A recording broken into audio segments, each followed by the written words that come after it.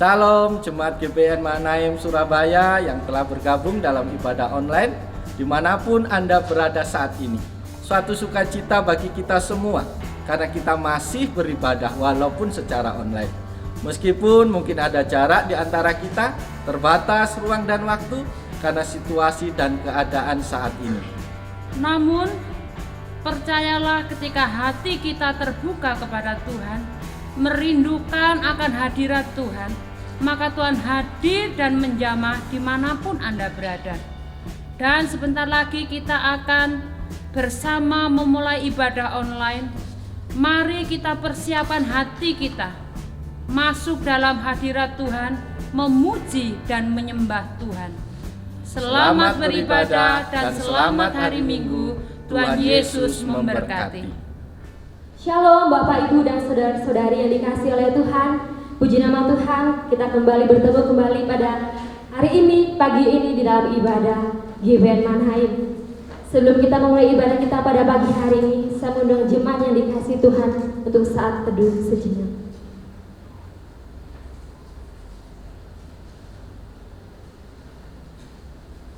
Amin. Bapak Ibu yang dikasihi oleh Tuhan, saya mengundang semua untuk bangkit berdiri. Mari kita katakan kepada Tuhan, lebih dari pemenang dalam segala perkara.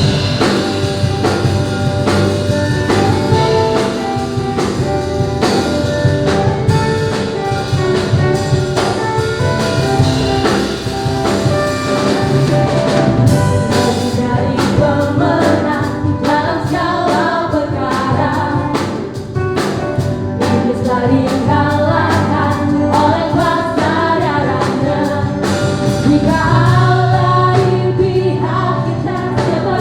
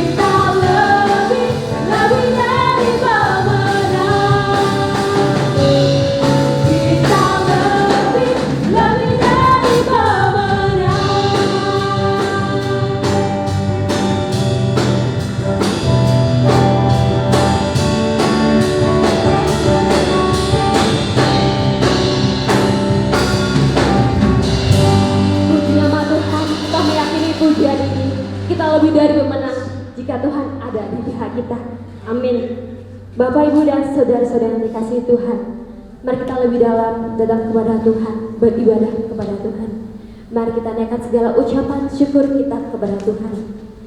Karena segala rencana apapun yang ada dalam kehidupan kita, itu semua atas kehendak Tuhan. Mari kita bersyukur selalu bagi kasih-Nya Tuhan dalam kehidupan kita.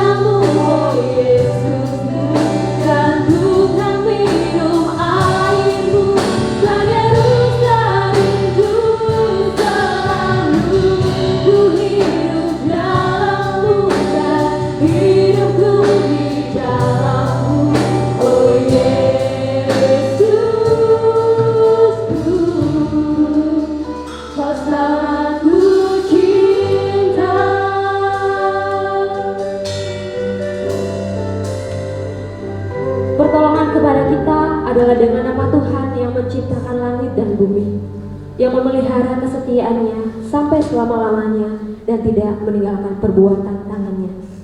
Jemaat dipersilakan untuk duduk kembali.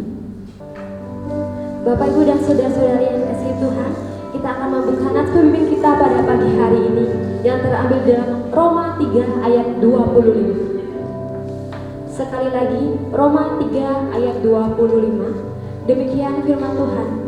Kristus Yesus telah ditentukan Allah menjadi jalan pendamaian karena iman dalam darahnya.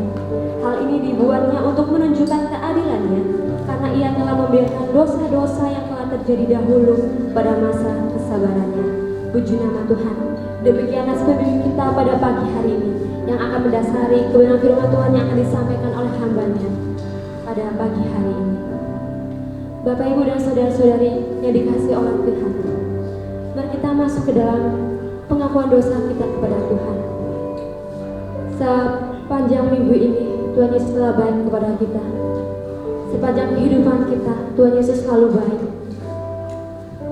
Dan pada pagi hari ini Tuhan Yesus memberikan waktu untuk kita boleh datang kepada Tuhan, menaikkan segala doa pengakuan dosa kita kepada Tuhan. Tuhan Yesus mengetahui segala apapun yang telah kita perbuat, tapi layaknya kita sebagai anak-anak Tuhan datang kepada Tuhan untuk menaikkan segala doa pengakuan dosa kita kepada Tuhan. Kita mau jujur kepada Tuhan.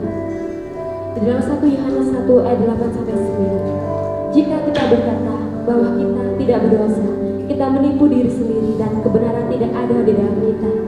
Jika kita mengaku dosa kita, maka Ia adalah setia dan adil, sehingga Ia akan mengampuni segala dosa kita dan menyucikan kita dari segala kejahatan. Mari dengan kesungguhan hati kita mau datang kepada Tuhan. Begitu besar kasih Tuhan dalam kehidupan kita. Tuhan kita yang telah berkorban mati di atas kayu salib untuk menebus segala dosa dan pelanggaran kita.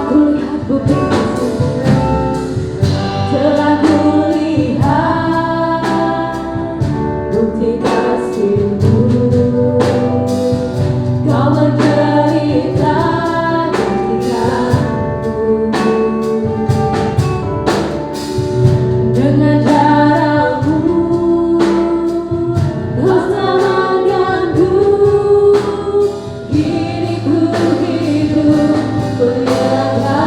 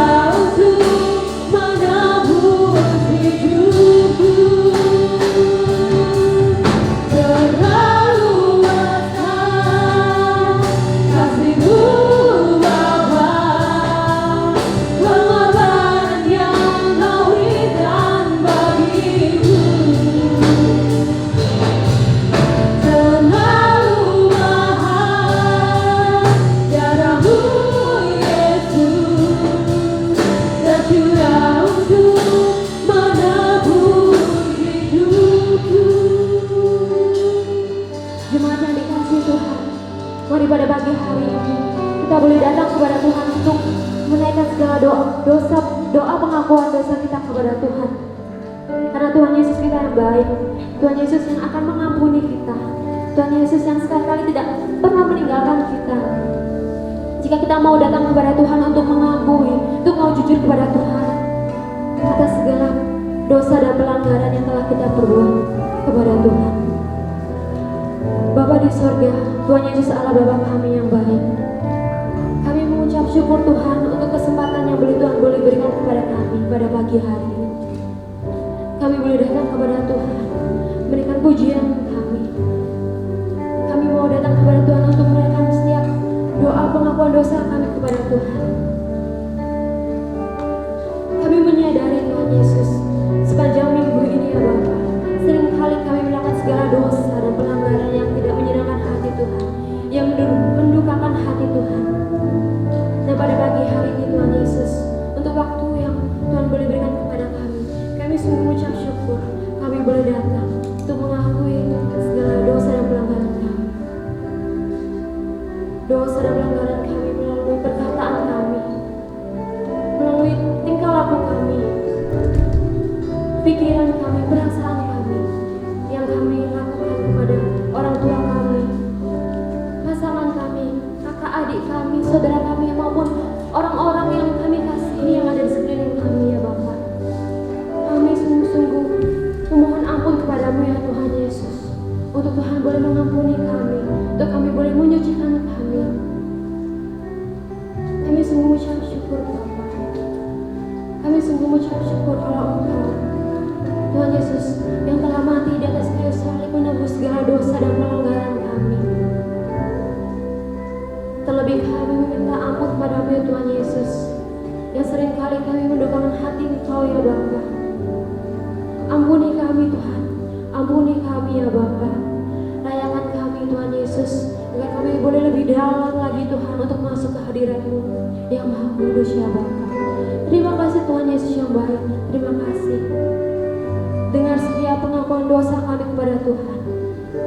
Dengar setiap pengakuan dosa jemaat-Mu yang ada di rumah ya Bapa. Biarlah kami Tuhan Yesus hidup lebih sungguh-sungguh untuk selalu datang kepada Tuhan. Terima kasih Bapa di surga, terima kasih. Inilah doa kami ya Bapa. Hanya di dalam nama Tuhan Yesus kami boleh berdoa dan mengucap syukur. Haleluya, amin. Berita pengampunan, Allah telah mendamaikan isi dunia dengan dirinya dengan perantaraan Kristus. Oleh sebab itu, biarlah kita juga diperdamaikan sama sendiri dengan saling mengampuni serta mengambil bagian dalam sejahtera Tuhan. Puji nama Tuhan, kita telah diampuni oleh Tuhan. Mari kita bersorak-sorai kepada Tuhan. Mari kita naikkan ucapan syukur kita kepada Tuhan. Mari kita katakan, Ku diberi kuasa dan Raja mulia. Raja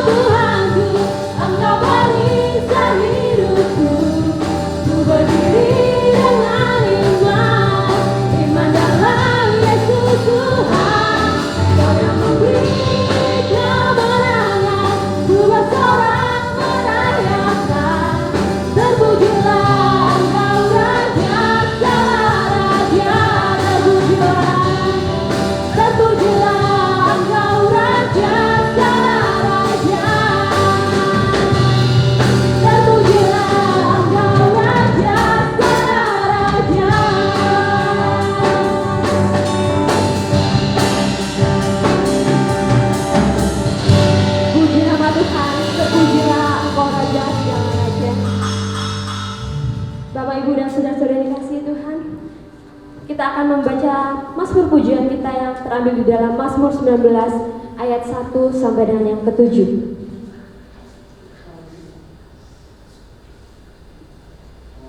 Mazmur 19 ayat 1 sampai dengan yang ke-7.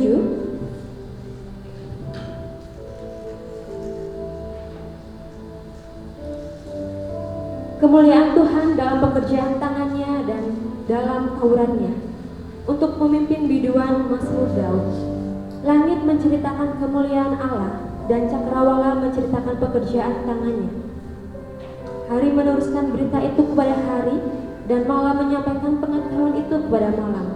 Tidak ada berita dan tidak ada kata, suara mereka tidak terdengar. Tetapi gema mereka terpencar ke seluruh dunia, dan perkataan mereka sampai ke ujung bumi. Ia memasang kemah di langit untuk matahari, yang keluar bagaikan pengantin laki-laki yang keluar dari kamarnya, girang bagaikan pahlawan yang hendak melakukan perjalanannya. Dari ujung langit ia terbit, dan ia beredar sampai ke ujung yang lain. Tidak ada yang terlindung dari panas sinarnya. Demikian Mazmur pujian kita pada pagi hari ini. Bapak, Ibu, dan saudara-saudari yang terkasih yang di dalam rumah, pada saat ini tiba waktunya kita untuk menyembah Tuhan kita yang hidup, Tuhan kita yang begitu luar biasa, Tuhan kita yang dahsyat. Mari dengan kesungguhan hati kita, dengan penuh kerinduan kita datang kepada Tuhan untuk menyembah kepada Tuhan kita yang hidup. Inilah rinduku kepadamu Tuhan, segenap hatiku kami ingin menyembah-Mu.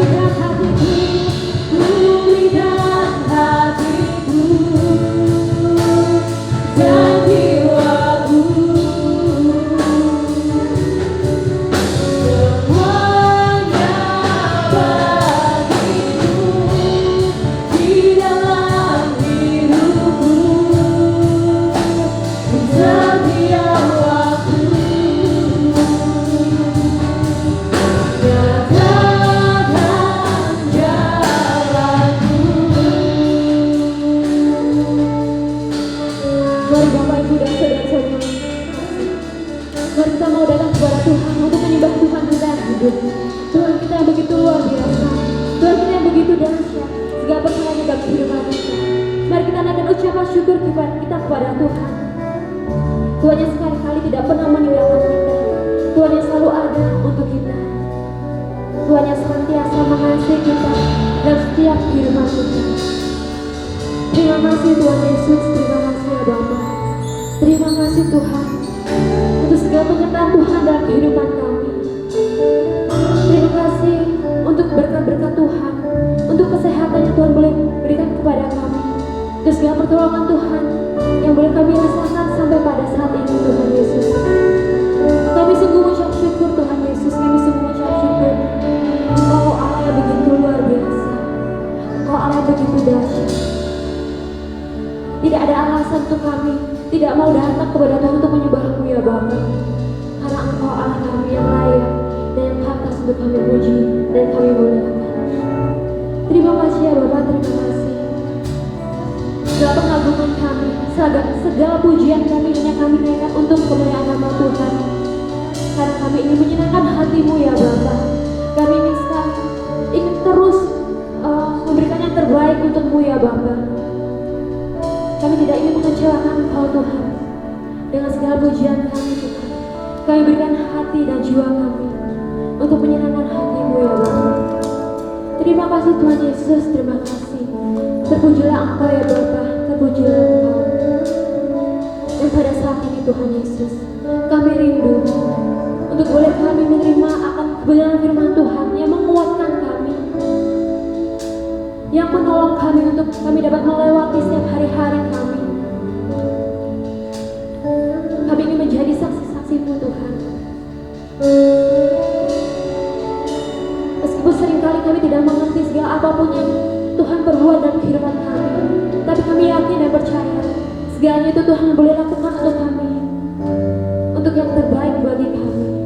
Terima kasih ya Bapa, terima kasih Tuhan Yesus. Kami naikkan pujian ini. Sering ku tak mengerti akan jalan-jalan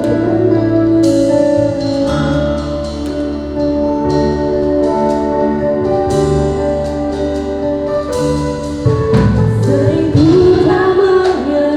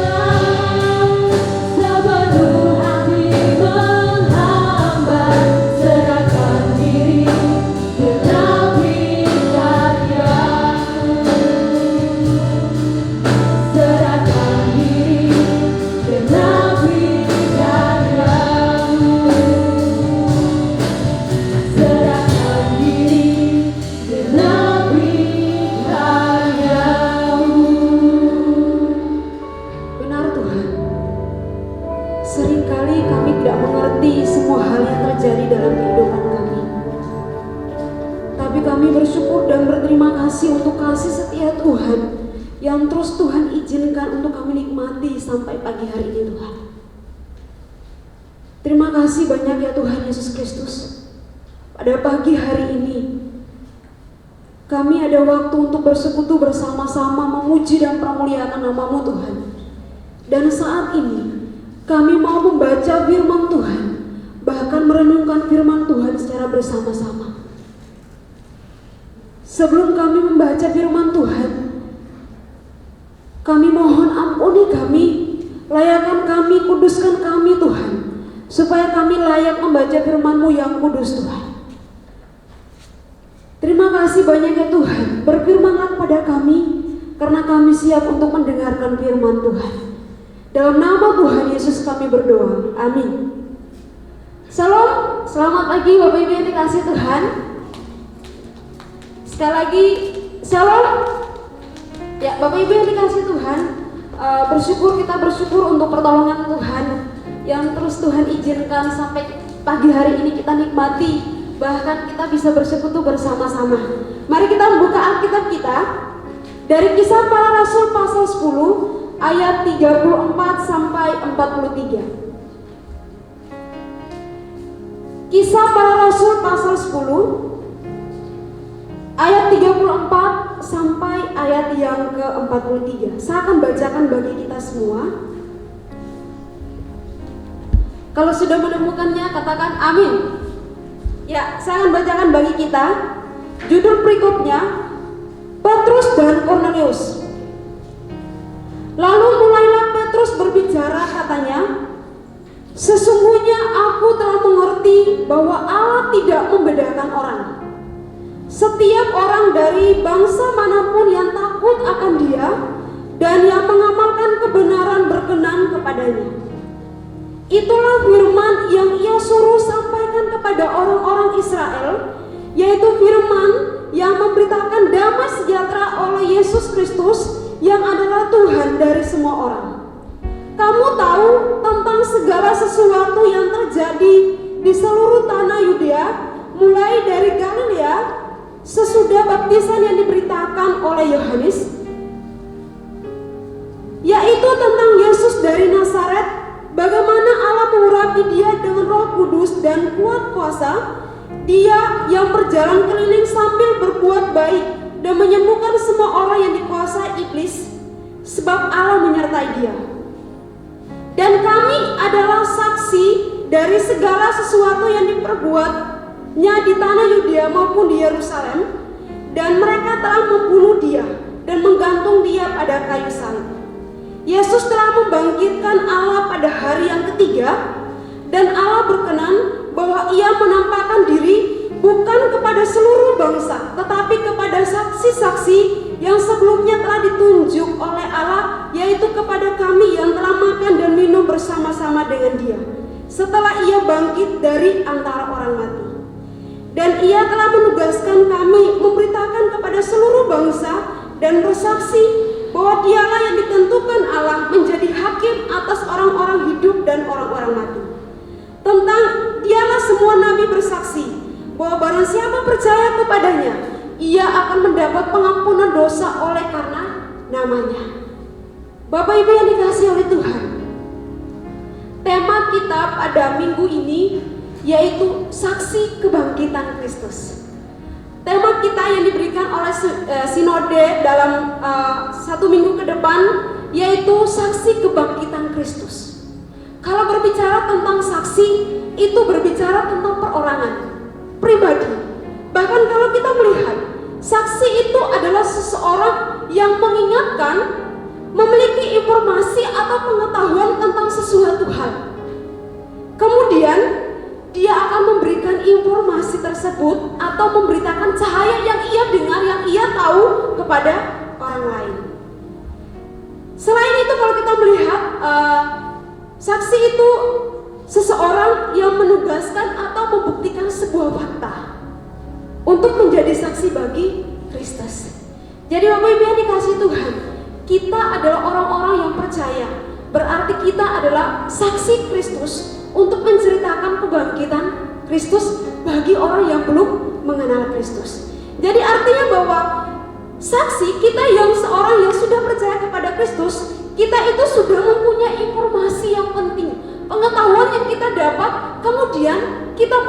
membawa pengetahuan yang kita dapat bahkan sesuai dengan pengalaman pribadi kita itu kepada orang lain. Jadi artinya bahwa kita saksi untuk bersaksi, bukan untuk diri kita sendiri. Berita tentang Yesus itu adalah berita yang berlaku secara universal atau kepada semua orang. Berita tentang kebangkitan Kristus itu berita bagi banyak orang, bukan hanya kepada orang Kristen saja. Jadi artinya bahwa Bapak Ibu yang dikasih Tuhan, kita itu yang sudah mendengarkan berita tentang kebangkitan Kristus itu berarti kita siap menjadi saksi Tuhan. Apa yang kita tahu sesuai dengan pengalaman pribadi kita, bagaimana Tuhan sudah bangkit dari antara orang mati. Dia sudah memberikan kemenangan bagi kita. Itu mampu kita mau menceritakan itu bagi orang-orang lain yang belum mengenal, yang belum tahu tentang kebangkitan Kristus. Bapak Ibu yang dikasih Tuhan, kalau kita melihat pembacaan kita pada pagi hari ini, kesaksian apa yang akan kita saksikan kepada orang lain? Saat ini kalau kita melihat di tengah-tengah wabah yang terjadi, virus yang banyak bahkan membuat kita ketakutan, kita itu diberi kepercayaan, diberi mandat oleh Tuhan untuk membawa kesaksian. Apa yang akan kita saksikan kepada orang lain yang saat ini mengalami ketakutan?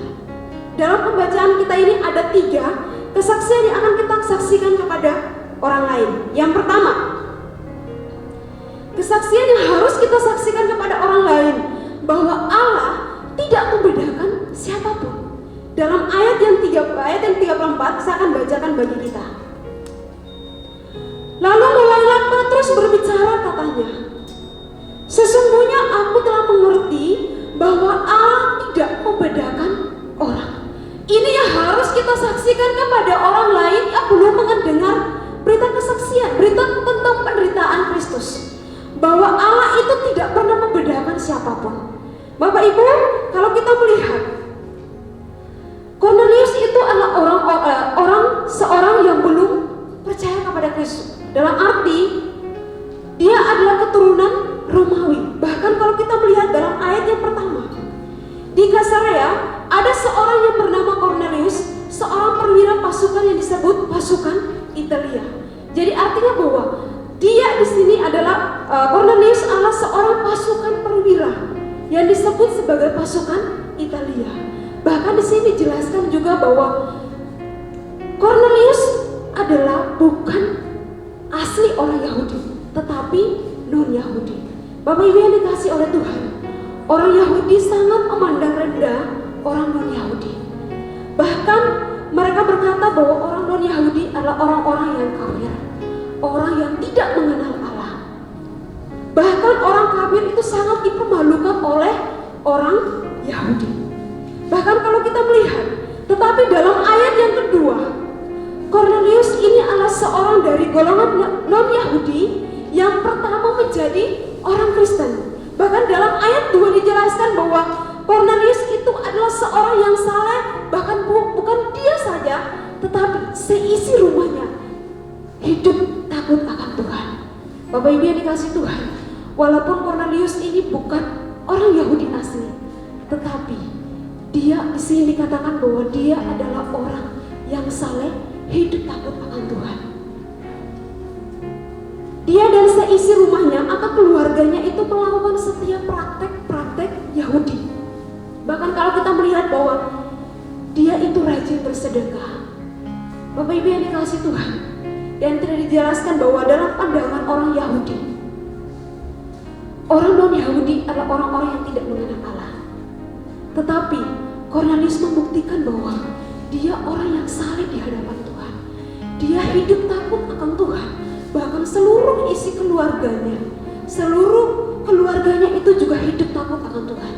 Selalu melakukan apa yang seperti yang dilakukan oleh orang Yahudi dalam bersedekah, berdoa kepada Tuhan.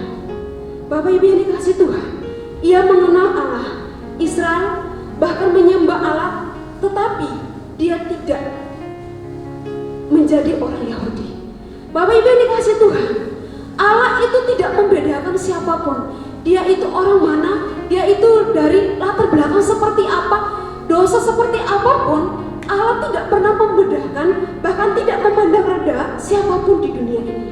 Allah tidak memperlakukan atau tidak menganggap orang, tetapi dalam ayat 35 dijelaskan bahwa setiap orang dari bangsa manapun yang takut akan Dia, yang mengamalkan kebenaran, berkenan kepada Allah.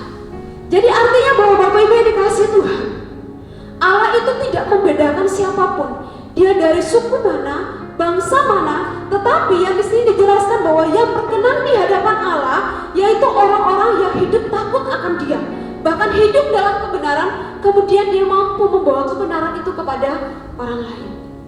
Itu yang berkenan kepada Allah. Bapak Ibu yang dikasihi Tuhan, kita adalah orang-orang yang berkenan kepada Allah. Karena apa? Kita adalah orang-orang yang hidup takut akan Tuhan, yang sudah tahu tentang kebangkitan Kristus, yang bukan hanya tahu saja, mengalami secara pribadi bagaimana pengorbanan Tuhan dalam kehidupannya. Berarti kita adalah orang-orang yang berkenan kepada Allah. Tuhan saja berkata bahwa Dia tidak pernah membedakan orang lain. Kenapa kita harus membedakan orang lain? Kadang-kala kalau kita melihat dalam kehidupan kita, kalau saudara kita, orang-orang di sekitar kita melakukan satu kesalahan lebih dari kita, pasti kita memandang mereka rendah. Bahkan kita merasa bahwa dia orang paling berdosa, bahkan kita merasa bahwa saya orang yang paling suci dan sebagainya. Tetapi Bapak Ibu yang dikasihi Tuhan, Allah itu tidak pernah memandang rendah. Allah tidak pernah membedakan siapapun, baik itu dia orang berdosa, baik itu dia orang yang suci dan sebagainya. Dia tidak pernah membedakan. Tetapi yang berkenan kepada Allah yaitu orang-orang yang hidup takut akan Tuhan, bahkan yang mampu membawa kebenaran yang dia miliki itu kepada orang lain. Itu yang berkenan kepada Allah. Bapak Ibu yang dikasihi Tuhan, kalau kita melihat kebangkitan Kristus memberikan kemenangan bagi semua orang, itu yang tidak membedakan bagi Kristus. Tuhan tidak pernah membedakan. Artinya bahwa Tuhan mati bagi semua orang, Tuhan bangkit bagi semua orang, Tuhan memberikan keselamatan bagi semua orang. Bukan Tuhan hanya memberikan keselamatan bagi orang Kristen saja, tetapi bagi semua orang. Apa yang harus kita lakukan saat ini Bapak Ibu yang dikasihi Tuhan? Untuk menyaksikan, untuk memberitakan kesaksian yang sudah kita tahu kebangkitan Kristus kepada orang lain. Saat ini kalau kita melihat di Indonesia, saat ini virus ini yang kadang membuat kita takut dan sebagainya. Apa yang sudah kita saksikan kepada orang lain? Sudahkah kita mendoakan orang lain? Mungkin kalau kita mau bersaksi kepada orang lain, saat ini mungkin tidak ada waktu. Bahkan kita diberi tahu bahwa kita harus tinggal di rumah masing-masing. Tetapi paling tidak kita mampu mendoakan orang lain. Sudahkah kita mempraktekkan? Sudahkah kita mendoakan orang-orang di sekitar kita yang saat ini mengalami ketakutan karena ada virus dan sebagainya? Tetapi Bapak Ibu yang dikasihi Tuhan, kita mau belajar untuk mendoakan orang lain. Kita mau belajar untuk ada empati dalam diri kita, bagaimana kita terus mendoakan orang-orang saudara-saudara di sekitar kita. Jangan bicara kepada orang Kristen, tetapi kita menjadi pertanyaan bagi kita, sudahkah kita itu sudah mendoakan teman-teman kita segereja GPI Mahanaim? Ataukah kita masih cuek dengan diri sendiri? Ataukah kita masih egois dengan kepentingan diri kita sendiri? Bapak Ibu yang dikasihi Tuhan, Allah tidak pernah membedakan orang lain.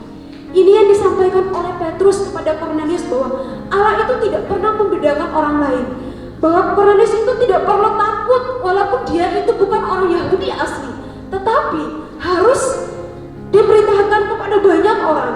Tuhan itu tidak pernah membedakan orang lain.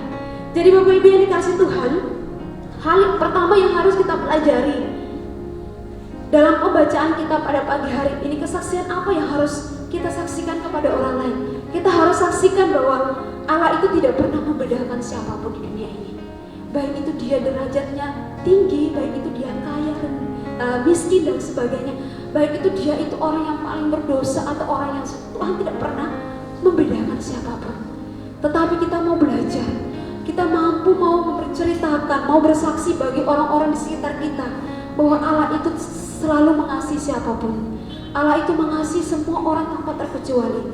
dia itu orang berdosa atau apapun, dia itu dari suku mana, agama mana, tetapi Allah itu tetap mengasihi. Kasihnya itu murni bagi semua orang, tidak memandang siapa dia, tetapi dia murni dan memberikan itu dengan tulus ikhlas kepada semua orang. Hal yang kedua,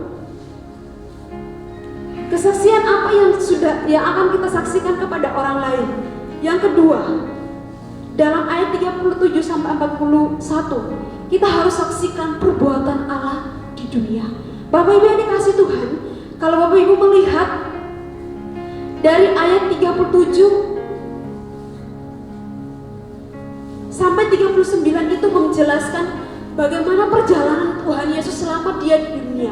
Jadi kalau kita melihat dalam ayat yang ke-37, kamu tahu tentang segala sesuatu yang terjadi di seluruh tanah Yudea, mulai dari Galilea sesudah baptisan yang diberitakan oleh Yohanes. Petrus memberikan kesaksian bahwa Petrus dan para murid yang lainnya adalah saksi hidup dari segala sesuatu yang diperbuat Yesus di tanah Yudea sampai di Yerusalem. Petrus menjelaskan kepada Kornelius bahwa saya dan teman-teman rekan-rekannya itu sudah saksi mata bagaimana perjalanan Tuhan Yesus dalam melakukan mujizat, bahkan dalam melakukan menyembuhkan orang sakit dan sebagainya. Artinya bahwa Petrus menceritakan kepada Kornelius bahwa apa yang sesuai dengan apa yang dilihat itu yang dia ceritakan kepada Kornelius. Jadi artinya bahwa walaupun kita berbeda dengan Petrus, tidak menjadi saksi mata secara langsung bagaimana perjalanan Tuhan Yesus selama dia di dunia sampai dia mati, bahkan bangkit dari kematian. Tetapi di sini kita mau belajar bahwa kita adalah saksi sesuai dengan pengalaman apa yang kita tahu. Kita mampu menceritakan bagaimana perjalanan Tuhan Yesus selama di dunia. Artinya bahwa Bapak Ibu yang dikasih Tuhan, selama ini yang kita tahu tentang Tuhan Yesus, bagaimana perjalanan Tuhan Yesus selama di dunia. Dia melakukan banyak mujizat, kadang dia ditolak, kadang dia diterima. Tetapi dari sini kita mau belajar bahwa kasihnya tidak pernah berubah. Artinya bahwa Bapak Ibu yang dikasih oleh Tuhan, tunggu apa lagi? Apa yang kita tahu saat ini, yang kita pelajari dari Alkitab kita masing-masing, yang kita tahu tentang Yesus dari Alkitab maupun dari khotbah, bahkan sesuai dengan pengalaman kita masing-masing, mari kita ceritakan itu bagi orang lain, supaya orang-orang lain yang belum tahu tentang Yesus Kristus itu mengetahui bahwa Tuhan yang kita sembah itu Tuhan yang luar biasa. Jadi Bapak Ibu yang dikasih oleh Tuhan, dari ayat yang ke-39, dan kami adalah saksi dari segala sesuatu yang diperbuatnya di tanah Yudea maupun di Yerusalem, dan mereka telah membunuh dia dan menggantung dia pada kayu salib. Bapak Ibu yang dikasih Tuhan, jadi artinya bahwa dalam kesaksian ini, pembacaan ini, Petrus menceritakan pengalaman secara pribadi, bahkan bersama dengan Yesus dalam perjalanan sampai di tanah Yudea, bahkan sampai di Yerusalem, bahkan digantung di kayu salib, bahkan setelah dia dibangkit dari antara orang mati. Itu yang Petrus ceritakan kepada Kornelius, supaya Kornelius itu jangan minder kalau dia itu adalah bukan orang Yahudi. Jadi artinya bahwa walaupun dia itu non Yahudi, tidak menjadi alasan untuk menceritakan, menjadi saksi bagi orang-orang di sekitarnya. Jadi Bapak Ibu yang dikasih Tuhan, kita adalah orang-orang yang sudah tahu tentang kebenaran, tentang kebangkitan Kristus. Mari kita mau ceritakan itu bagi orang-orang di sekitar kita yang mampu, bahkan yang belum tahu tentang Kristus. Perjalanan Tuhan Yesus selama dia di dunia, banyak hal yang dia alami, suka duka yang dia alami, tetapi mampu kita menceritakan itu bagi orang-orang di sekitar kita. Jadi Bapak Ibu yang diberkati oleh Tuhan, dari bagian yang kedua ini, kita mau saksikan bagaimana perbuatan Tuhan Yesus selama dia di dunia, yang kita tahu saat ini bagi orang-orang di sekitar kita yang belum mengetahui tentang kebenaran. Bapak Ibu yang dikasih oleh Tuhan, Petrus juga bersaksi bahwa Yesus memberikan tugas kepada mereka untuk memberitakan tentang kebangkitan. Tuhan bukan hanya memberikan tugas kepada Petrus dan rekan-rekannya, tetapi Tuhan juga memberikan tugas itu bagi kita semua yang sudah percaya kepada Tuhan. Kita mau mampu bersaksi itu bagi orang-orang di sekitar. Apa yang kita mau saksikan bagi orang-orang yang tadi awal dijelaskan apa yang saat ini kita bisa kerjakan bagi kita. Mungkin minimal yang harus kita kerjakan itu kita mendoakan orang-orang di sekitar kita. Itu yang mampu kita bisa kerjakan saat ini bagi orang-orang di sekitar kita. Bapak Ibu yang dikasihi Tuhan, poin yang terakhir, kesaksian yang harus kita saksikan bagi orang-orang lain yang di sekitar kita. Yang ketiga, dalam ayat 42, dan ia telah menugaskan kami memberitakan kepada seluruh bangsa dan bersaksi bahwa dia yang ditentukan Allah menjadi hakim atas orang-orang hidup dan orang-orang mati. Yang ketiga, Yesus adalah hakim atas orang-orang hidup dan orang-orang mati. Itu yang harus kita jelaskan kepada orang-orang lain, bahwa Yesus itu dipercayakan oleh Allah menjadi hakim atas orang-orang hidup maupun orang-orang mati. Yesus sebagai hakim karena ditetapkan oleh Allah sendiri. Dalam ayat yang ke-42 ditetapkan oleh Allah sendiri bahwa Yesus itu sebagai hakim atas orang-orang hidup maupun orang-orang mati. Bahkan kalau kita melihat dalam perjanjian lama, syarat menjadi seorang hakim itu orang yang berjiwa pahlawan. Selain dia berjiwa pahlawan, dia juga berani. Kemudian dia itu dipanggil oleh Allah sendiri. Artinya bahwa dia menjadi hakim itu karena kepercayaan Tuhan, kepercayaan Allah. Jadi kalau kita melihat sini, Yesus sebagai hakim bagi orang-orang yang hidup maupun orang-orang mati.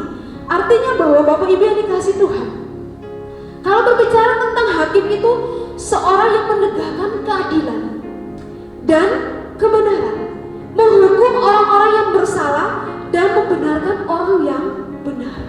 Artinya bahwa Bapak Ibu yang dikasihi Tuhan, Yesus yang berhak untuk menghakimi orang yang hidup. Artinya bahwa penghakiman itu bukan hak kita, bukan hak kita sebagai orang percaya. Tuhan Yesus yang berhak atas orang dalam menghakimi orang yang hidup. Bahkan kalau kita melihat berbicara untuk hakim orang mati itu berbicara tentang akhir zaman. Jadi artinya bahwa Allah memberikan tugas kepada Yesus sebagai hakim atas orang yang hidup. Selama kita masih hidup, Tuhan yang berhak untuk menghakimi hidup kita. Bahkan saat kita mati pun, Tuhan yang berhak atas atau berhak menghakimi kita. Artinya bahwa Bapak Ibu yang dikasihi Tuhan, kita tidak berhak untuk menghakimi orang-orang di sekitar kita. Tuhan tidak memberikan tanggung jawab atau memberikan tugas bagi kita. Tuhan hanya memberikan mandat bagi kita untuk bersaksi. Bukan Tuhan memberikan tugas atau mandat untuk menghakimi. Jadi artinya bahwa kita tahu betul penghakiman itu bukan hak kita. Penghakiman itu bukan kepercayaan yang Tuhan berikan. Itu milik Tuhan. Berarti dalam menghakimi orang-orang di sekitar kita itu bukan hak kita. Jadi mungkin kebiasaan kita melihat orang-orang di sekitar kita ketika melakukan kesalahan, kita langsung menghujat dia, mempojokkan dia dan sebagainya. Tetapi Bapak Ibu yang dikasihi Tuhan, ingat, itu bukan hak kita. Itu adalah hak Tuhan. Jadi kita benar belajar bahwa segala sesuatu yang dilarang Tuhan berarti kita nggak boleh lakukan. Bapak Ibu yang dikasihi Tuhan, jadi penghakiman itu hak Tuhan, bukan hak kita. Jadi kita tidak ada hak seenaknya untuk menghakimi orang yang melakukan kesalahan di depan kita maupun di belakang kita. Jadi Bapak Ibu yang dikasihi Tuhan, menghakimi orang mati itu berbicara tentang akhir zaman. Artinya bahwa segala sesuatu yang kita perbuat saat ini akan kita pertanggungjawabkan di hadapan Tuhan, termasuk kita bersaksi atau tidak. Jadi artinya bahwa tugas untuk bersaksi itu adalah tugas kita bersama. Segala sesuatu yang Tuhan percayakan itu suatu saat kita akan pertanggungjawabkan di hadapan Tuhan. Tuhan akan menghakimi, memberikan keadilan bagi kita sesuai dengan apa yang kita lakukan selama di dunia ini. Jadi Bapak Ibu yang dikasihi Tuhan, selagi kita ada kesempatan yang Tuhan berikan bagi kita, mari kita lakukan itu, khususnya untuk dalam bersaksi. Kita adalah saksi, mungkin bukan saksi secara langsung, saksi mata, tetapi saksi sesuai dengan pengalaman kita masing-masing. Bagaimana kita sudah mengalami pertolongan Tuhan, kasih Tuhan dalam kehidupan kita. Kita mampu menjelaskan itu bagi orang lain. terakhir, tentang dialah semua nabi bersaksi bahwa barang siapa percaya kepadanya, ia akan mendapat pengampunan dosa oleh karena namanya. Jadi Bapak Ibu yang dikasih Tuhan, tugas kita hanya bersaksi. Artinya bahwa dia orang itu bertobat atau tidak, itu adalah pekerjaan Tuhan. Tuhan hanya memberikan tugas bagi kita, bersaksi ya kita bersaksi, memberitakan kebangkitan Kristus bagi orang-orang. Itu tugas kita. Terserah dia mau terima atau tidak, terserah itu dia mau bertobat langsung atau proses, itu pekerjaan Tuhan. Artinya itu pekerjaan Roh Kudus. Jadi artinya bahwa di sini dijelaskan bahwa siapa yang percaya ia akan mendapat pengampunan dosa oleh karena namanya. Jadi Bapak Ibu yang dikasih oleh Tuhan, dari bagian firman Tuhan ini kita mau belajar. Yang tadi dijelaskan, saksi itu adalah kita, perorangan pribadi. Kita adalah saksi untuk bersaksi apa yang kita tahu tentang Kristus bagi orang-orang di sekitar kita yang belum mengenal Kristus. Jadi Bapak Ibu yang dikasih oleh Tuhan, mari Bapak Ibu yang dikasih Tuhan, aplikasi rohani yang akan kita pelajari dalam pembacaan khususnya pasal yang ke-10 ini. Yang pertama, kita harus tahu. Yang pertama, kita harus mampu bersaksi di dalam perbuatan kita. Bapak Ibu yang dikasih Tuhan, Yakobus mengatakan bahwa iman tanpa perbuatan adalah mati. Artinya bahwa iman dan perbuatan itu bagaikan kembar. Iman tidak dapat dilihat orang, tetapi perbuatan itu dapat dilihat orang. Perbuatan sehari-hari itu adalah kesaksian hidup kita. Jadi artinya bahwa Bapak Ibu yang dikasih Tuhan, kita bisa bersaksi melalui perbuatan kita. Jadi perbuatan sehari-hari kita itu membuktikan bahwa itu kesaksian kita secara pribadi. Jadi kalau kita orang beriman, berarti kita harus melakukan sesuai dengan tindakan kita. Orang akan lihat dalam kehidupan kita, kalau perbuatan kita itu sesuai dengan, orang akan percaya kalau apa yang kita saksikan tentang Kristus, kalau perbuatan kita itu sesuai dengan kehendaknya. Jadi Bapak Ibu yang dikasih Tuhan, kita harus mampu bersaksi di dalam perbuatan kita sehari-hari. Perbuatan sehari-hari itu adalah kesaksian kita, kesaksian pribadi kita bagi orang-orang di sekitar kita. Jadi kalau perbuatan kita baik, berarti kita mampu membawa kesaksian, kita mampu memberikan kesaksian itu bagi orang-orang lain. Dan saya yakin dan percaya bahwa kesaksian perbuatan kita itu pasti akan terberkati. Karena apa? Kita melakukan itu sesuai dengan apa yang Tuhan inginkan. Yang kedua, aplikasi rohani yang kedua, selain kita bersaksi melalui perbuatan kita juga harus bersaksi, mampu bersaksi di dalam perkataan kita. Paulus mengatakan bahwa hendaklah kata-kata kita itu memberikan rasa seperti garam. Di dalam perkataan kita itu harus berhati-hati. Istilah dijelaskan bahwa saring berpikir terlebih dahulu baru kita berkata. Jadi artinya bahwa Bapak Ibu yang dikasih Tuhan, kata-kata kita adalah suara hati kita. Dari kata-kata orang lain kita mampu menilai siapa orang tersebut. Jadi Bapak Ibu yang dikasih Tuhan, kalau Bapak mau nilai seseorang, bisa menilai melalui perkataannya. Kalau perkataannya itu baik, berarti kepribadiannya pasti akan baik. Jadi artinya bahwa Bapak Ibu yang dikasih Tuhan, dari kata-kata kita sebagai orang percaya, kita mampu mempengaruhi, bahkan mampu bisa membawa satu jiwa untuk datang kepada Tuhan. Jadi jangan merasa bahwa perkataan kita tidak sempurna, tidak baik dan sebagainya. Tetapi Bapak Ibu yang dikasih Tuhan, setiap kata-kata kita itu adalah dari suara hati kita.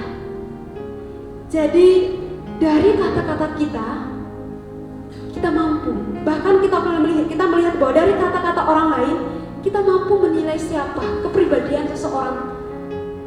Jadi kita akan menilai siapa itu sebenarnya melalui perkataan kita. Jadi kalau kita ingin supaya dalam pandangan orang lain penilaian baik, berarti kita harus menjaga perkataan kita.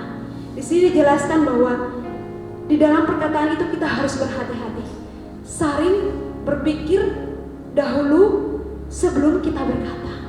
Kita mungkin merasa bahwa perkataan kita tanpa kita sadari pasti akan mengecewakan orang lain, menyakiti orang lain kalau perkataan kita itu tidak baik.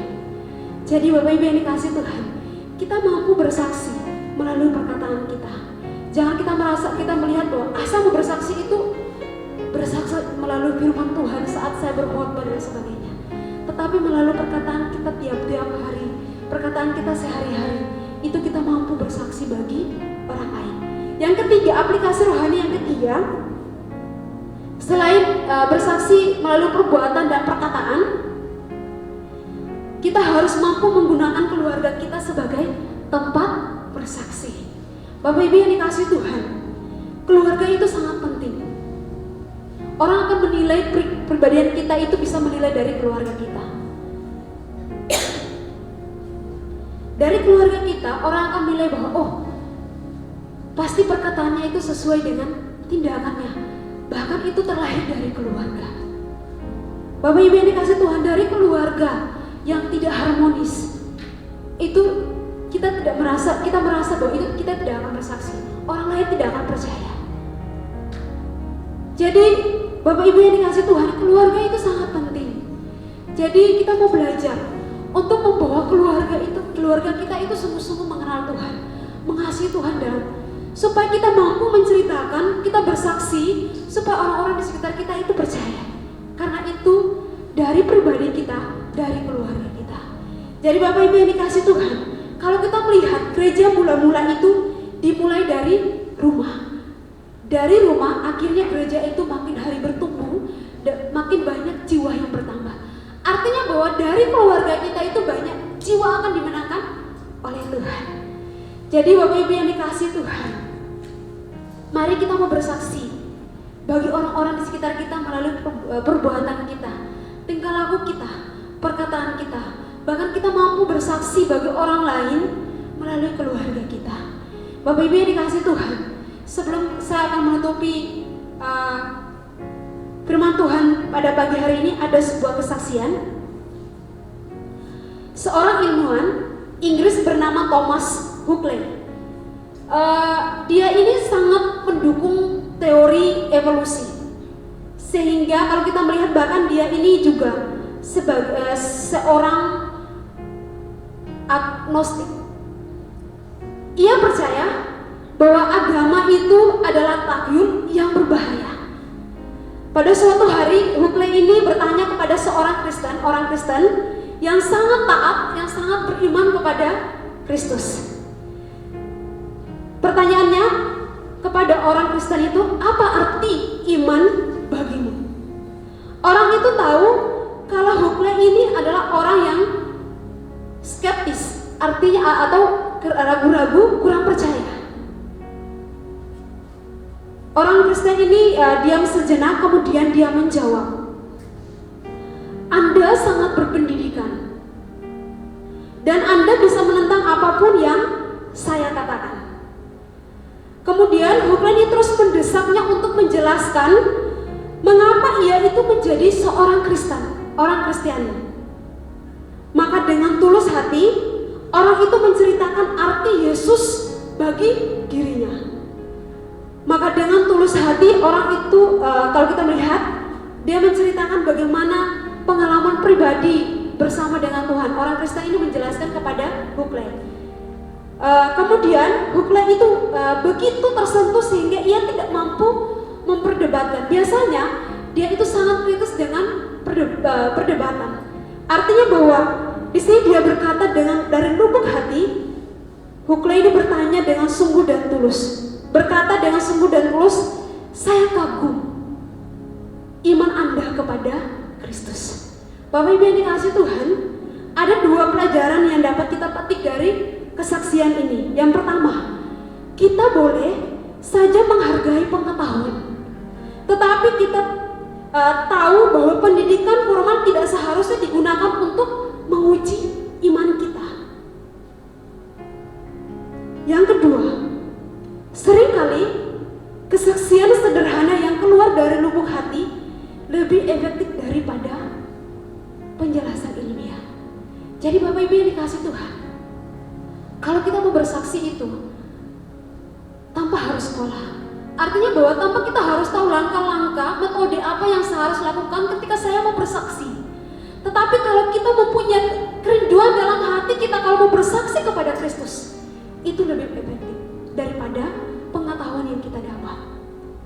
Jadi Bapak Ibu yang dikasih Tuhan, gak usah kita sekolah untuk mencari tahu penjelasan tentang bersaksi. Cukup dari hati kita. Kalau kita punya kerinduan untuk bersaksi dari lubuk hati yang paling dalam, saya yakin dan percaya bahwa banyak jiwa akan dibenarkan oleh Tuhan. Jangan minder kalau setiap perkataan yang kita keluarkan itu, yang kita lontarkan itu tidak sempurna. Tapi bersaksi itu main hati, bukan main pengetahuan. Boleh pengetahuan, boleh kita punya penjelasan ilmiah, boleh kita orang yang berpendidikan, tetapi kalau kita tidak mempunyai hati untuk bersaksi sama saja. Jadi dalam bersaksi bagi Kristus itu harus sesuai dengan pengalaman pribadi. Jadi Bapak Ibu yang dikasih Tuhan, mungkin tadi dijelaskan Petrus adalah orang yang saksi mata bagaimana perjalanan Tuhan Yesus.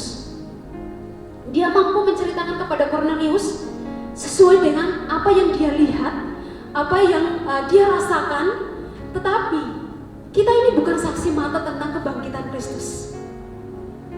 Sesuai dengan pengalaman kita bersama dengan Kristus, dan kita mau lakukan itu dari hati kita yang paling dalam, dari ketulusan hati, saya yakin dan percaya bahwa itu lebih berguna, lebih efektif daripada penjelasan ilmiah atau ilmu pengetahuan yang kita dapat.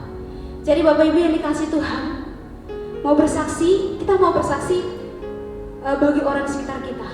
Jadi mungkin saat ini kita mau bersaksi ya mungkin melalui doa kita. Kita mau berdoa. Doa kepada orang lain itu salah satu kesaksian kita. Ketika kita sudah bersaksi tentang tentang Yesus Kristus bagi orang-orang di sekitar kita. Jadi Bapak Ibu yang dikasih Tuhan, mari kita menjadi saksi bagi Kristus. Pengalaman kita bersama dengan Kristus, mari kita ceritakan itu bagi orang-orang di sekitar kita yang belum mengenal Kristus, supaya mereka juga mengenal Kristus, bahkan diselamatkan bersama-sama dengan kita. Amin. Firman Tuhan pada pagi hari ini. Bapak Ibu yang dikasih Tuhan, sejenak kita mau merendahkan diri di hadapan Tuhan.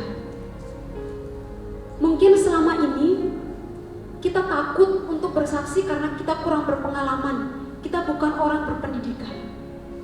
Tetapi kita diajarkan bersaksi gak perlu kita sekolah, gak perlu untuk mempunyai pengetahuan metode apa yang harus kita lakukan dalam bersaksi. Tetapi yang dibutuhkan ketika kita bersaksi itu dari hati kita. Ketika kita sungguh-sungguh punya kerinduan yang dalam dari lubuk hati kita untuk bersaksi kepada Tuhan, kepada orang-orang di sekitar kita.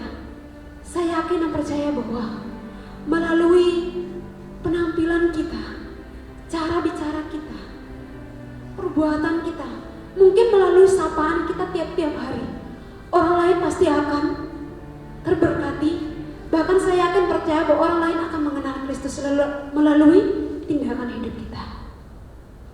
Terima kasih banyak Tuhan. Kami bersyukur Tuhan, pagi hari ini kami ditegur kembali firman Tuhan.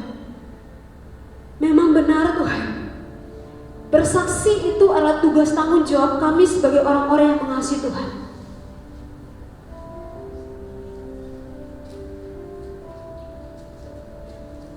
Terima kasih Tuhan Yesus Kristus. Mungkin selama hidup kami tidak mempergunakan kesempatan kami untuk menceritakan Kristus bagi orang-orang di sekitar kami. Tapi yang harus kami ingat bahwa bersaksi itu adalah tugas, bahkan perintah dari Tuhan bagi kami. Ada bagian firman Tuhan pagi hari ini. Hal yang harus kami saksikan bagi orang-orang di sekitar kami, bahwa Allah itu tidak pernah membedakan siapapun, baik itu dia orang kaya, baik itu orang miskin, dia orang berpendidikan maupun tidak berpendidikan. Tetapi kasih Tuhan, pengorbanan Tuhan itu bagi semua orang manusia yang ada di dunia ini ya Tuhan. Terima kasih ya Tuhan Yesus Kristus. Kami diajarkan hal yang harus kami saksikan sesuai dengan pengalaman kami pribadi, bagaimana pertolongan Tuhan, perjalanan Tuhan selama di dunia bagi orang-orang di sekitar kami yang belum tahu tentang Kristus. Bahkan kami diajarkan kembali bahwa Tuhan yang berhak untuk menghakimi orang yang hidup maupun orang yang mati, Tuhan. Terima kasih ya Tuhan Yesus Kristus. Kami bersyukur Tuhan untuk pertolongan Tuhan dalam hidup kami. Terima kasih ya Tuhan. Dalam 1 minggu ini pertolongan Tuhan sangat luar biasa dalam hidup kami. Kami bersyukur dalam setiap kesibukan yang kami kerjakan, dalam setiap hal yang kami lakukan. Kalau sampai hari ini kami masih ada, terbukti bahwa kasih Tuhan, pemeliharaan Tuhan tidak terbatas dalam hidup kami. Terima kasih ya Tuhan. Hamba terbatas untuk menguraikan, menjelaskan firman Tuhan. Tapi hikmat Tuhan, pengetahuan Tuhan tidak terbatas. Itu yang akan terus memberikan pemahaman yang baru, bahkan pengalaman pribadi bersama dengan Tuhan. Terima kasih ya Tuhan Yesus Kristus. Kami berdoa untuk semua jemaat GPIN Mahanaim, diberkati Tuhan dalam setiap kesibukan yang mereka kerjakan, di tengah-tengah wabah yang ada, di tengah-tengah virus yang ada. Kami rindu ya Tuhan, Tuhan tetap sertai kami, berkati kami, lindungi, pelihara hidup kami, maupun di saat situasi yang kami hadapi. Ajarkan kami terus menjadi saksi-Mu Tuhan. Setiap hal yang kami hadapi saat ini diberkati Tuhan. Kekuatan Tuhan, pertolongan Tuhan itu yang akan Tuhan berikan dalam kehidupan kami masing-masing. Berkati dalam setiap kerjaan usaha, diberkati oleh Tuhan. Yang masih sekolah juga ya Tuhan, diberkati Tuhan.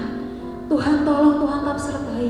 Walaupun harus kerja tugas melalui online Tuhan, kekuatan, hikmat, pengetahuan Tuhan terus Tuhan berikan bagi mereka, bagi teman-teman yang masih sekolah ya Tuhan. Terima kasih ya Tuhan Yesus Kristus. Kami berdoa ya Tuhan, bangsa dan negara kami dalam pemeliharaan Tuhan. Orang-orang Kristen diberkati Tuhan, dipelihara oleh Tuhan. Gereja-gereja Tuhan yang ada di Indonesia dalam pemeliharaan, dalam berkat pemeliharaan pertolongan Tuhan. Pemimpin kami diberi hikmat, pengetahuan oleh Tuhan untuk memimpin bangsa dan negara kami, terkhususnya di tengah-tengah virus yang ada ini ya Tuhan. Terima kasih ya Tuhan. Kami rindu supaya kerinduan kami bersama-sama supaya virus ini cepat berlalu ya Tuhan dari kehidupan kami, supaya kami bisa melakukan setiap aktivitas kami seperti biasa Tuhan. Terima kasih ya Tuhan Yesus Kristus. Bahkan kami berdoa semua hamba-hamba Tuhan, bahkan semua majelis GPIN Mahanaim dalam pemeliharaan Tuhan, dalam berkat dan pertolongan Tuhan, dalam setiap tugas dan tanggung jawab yang terus Tuhan percayakan dalam pemeliharaan Tuhan, supaya di tengah-tengah virus yang ada kami terus menjadi saksi-Mu ya Tuhan. Terima kasih ya Tuhan. Kami terus berdoa di tengah-tengah virus yang ada supaya kerohanian kami, baik itu kami sebagai hamba Tuhan, majelis maupun semua jemaat GPIN Mahanaim, biar semakin hari bertumbuh di dalam Tuhan, semakin hari mengasihi Tuhan. Biarlah melalui virus ini kami semakin hari mendekatkan diri kepada-Mu Tuhan. Terima kasih ya Tuhan Yesus Kristus. Kehidupan kami, pergumulan pribadi kami mau serahkan semuanya ke dalam tangan Tuhan. Terima kasih banyak ya Tuhan Yesus Kristus. Terpujilah nama-Mu Tuhan. Di dalam nama Tuhan Yesus Kristus yang mengajarkan kami berdoa bersama-sama. Bapa kami yang di surga, dikuduskanlah nama-Mu. Datanglah kerajaan-Mu, jadilah kehendak-Mu di bumi seperti di surga. Berikanlah kami pada hari ini makanan kami yang secukupnya, dan ampunilah kami akan kesalahan kami, seperti kami juga tahu mengampuni orang bersalah kepada kami. Dan janganlah bawa kami ke dalam pencobaan, tetapi lepaskanlah kami daripada yang jahat. Karena Engkau yang punya kerajaan dan kuasa dan kemuliaan sampai selama-lamanya. Amin. Bapak Ibu yang dikasihi oleh Tuhan, saya mengajak kita semua bangkit berdiri. Secara bersama-sama kita mengakui pengakuan iman rasuli. Aku percaya kepada Allah, Bapa yang Maha Kuasa, Khalik langit dan bumi, dan kepada Yesus Kristus, anak yang tunggal Tuhan kita, yang dikandung daripada Roh Kudus, lahir dari anak darah Maria, yang menderita sengsara di bawah pemerintahan Pontius Pilatus, disalibkan, mati dan dikuburkan, turun ke dalam kerajaan maut, pada hari yang ketiga, bangkit pula dari antara orang mati, naik ke surga, duduk di sebelah kanan Allah, Bapa yang Maha Kuasa, dan akan datang dari sana untuk menghakimi orang yang hidup dan yang mati. Aku percaya kepada Roh Kudus, gereja yang kudus dan am, persekutuan orang kudus, pengampunan dosa, kebangkitan orang mati, dan hidup yang kekal. Amin. Jemaat dipersilakan duduk kembali.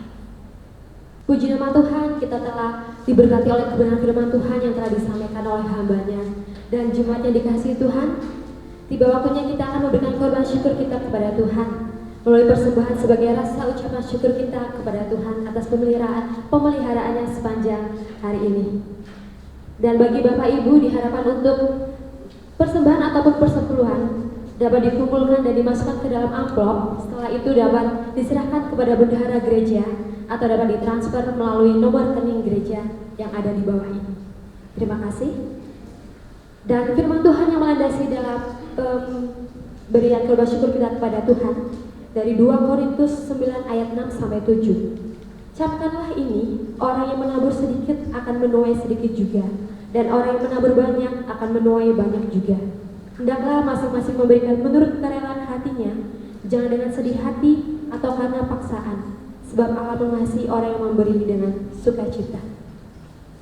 Mari dengan sukacita kita memberikan persembahan kita kepada Tuhan.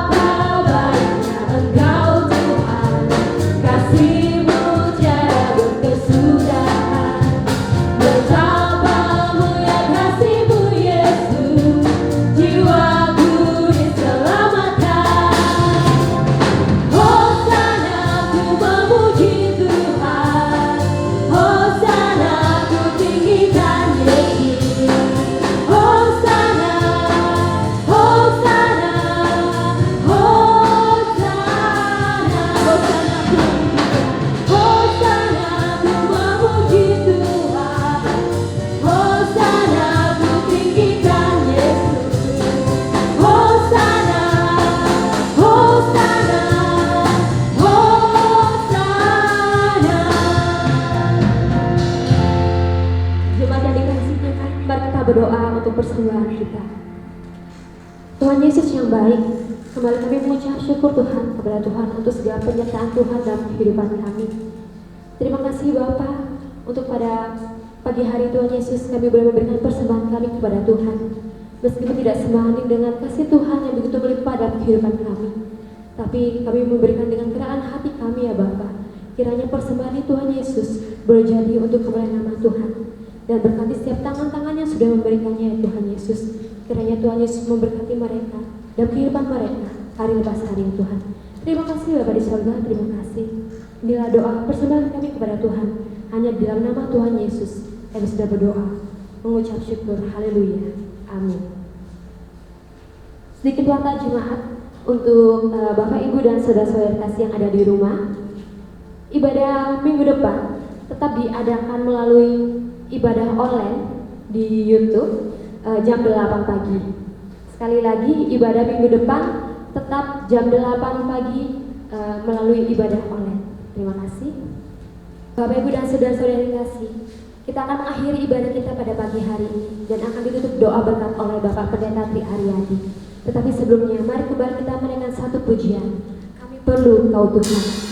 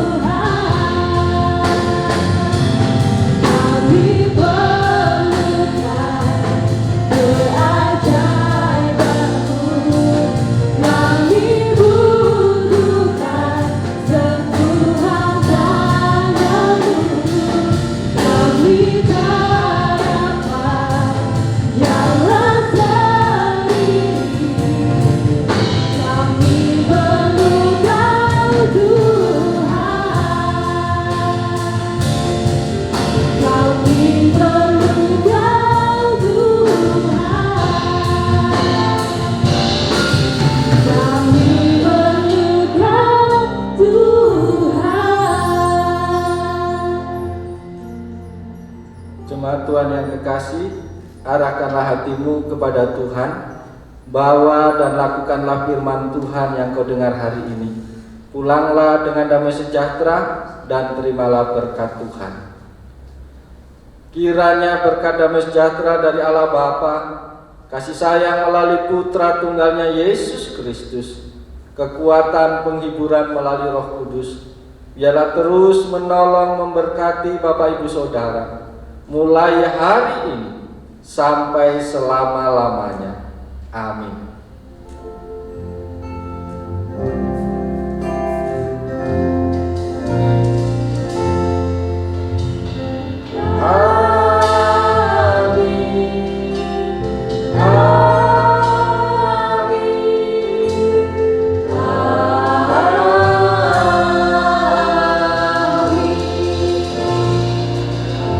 Bapak Ibu dipersilakan duduk, kita mengambil saat teduh sejenak.